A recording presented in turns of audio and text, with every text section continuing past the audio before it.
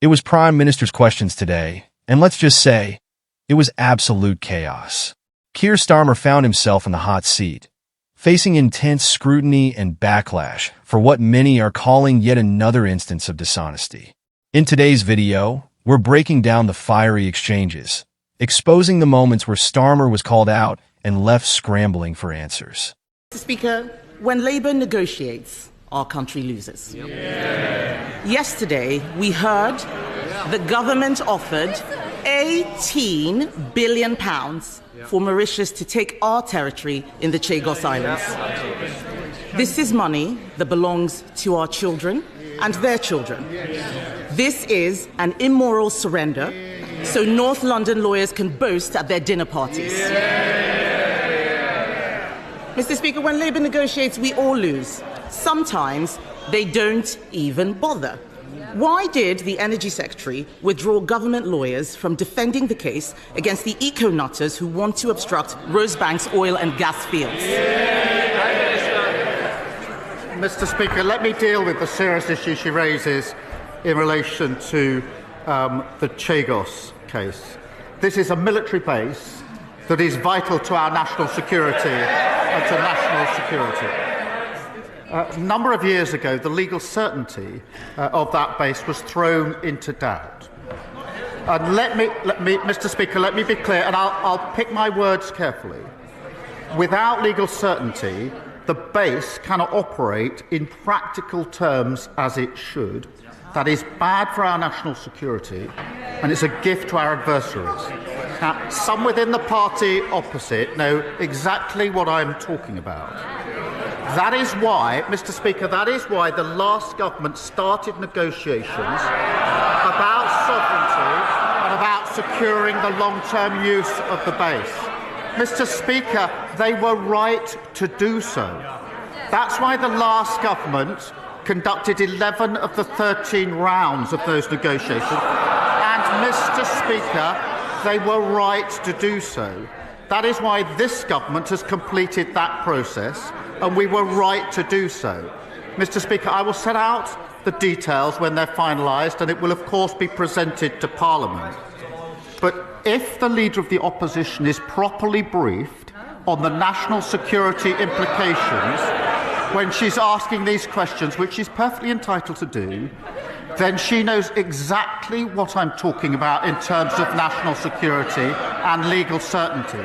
If, on the other hand, she's not properly briefed on the national security implications, she's not doing her job, she's not concerned about national security, and she's not fit to be Prime Minister. Mr. Speaker, how can anyone believe that this man is defending UK interests when he bends the knee to anyone who asks him? His answer was so weak and so waffly, it is no wonder he needs a voice coach. But he didn't answer the question I asked him, why the Energy Secretary was not defending our country. The Energy and Environment Secretaries received nearly £400,000 worth of donations from Lisbeth Rousing. It's her money behind the court case that will stop an £8 billion investment, threaten thousands of jobs, and endanger energy security for all of us.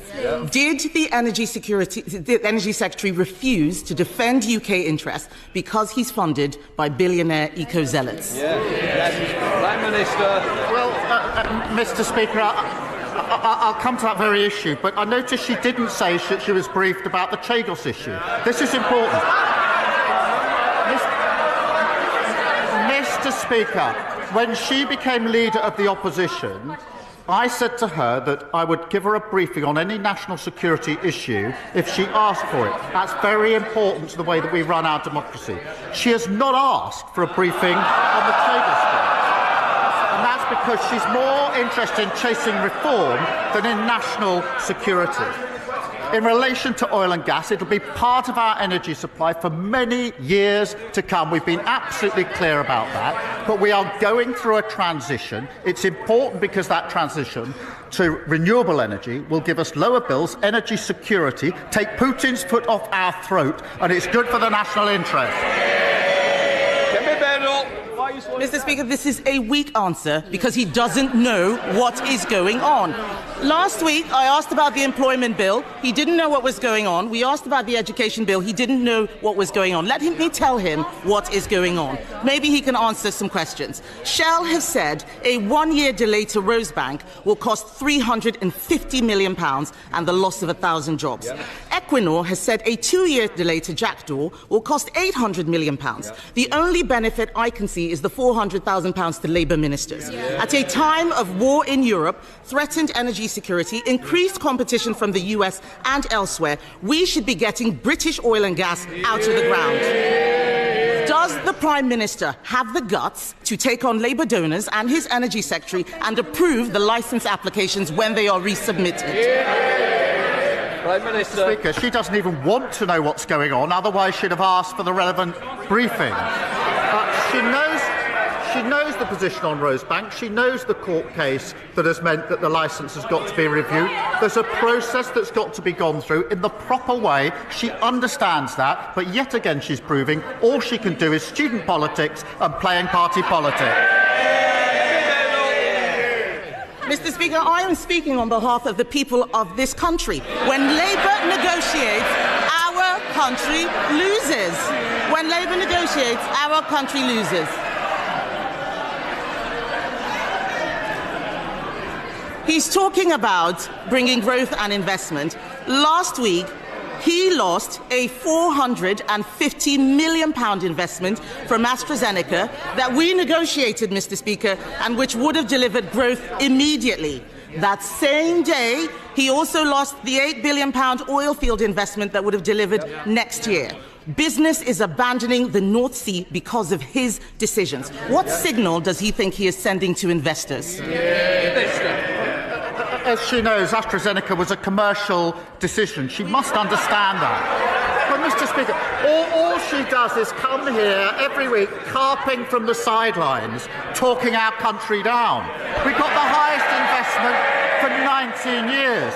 PwC say the second best place to invest in the world. The IMF has upgraded growth. Wages are up. Inflation is down. There's more to do. Reforming planning and regulation. Building new homes. Supporting a runway, the third runway at Heathrow. What unites these? Championed by Labour, opposed by the Tories.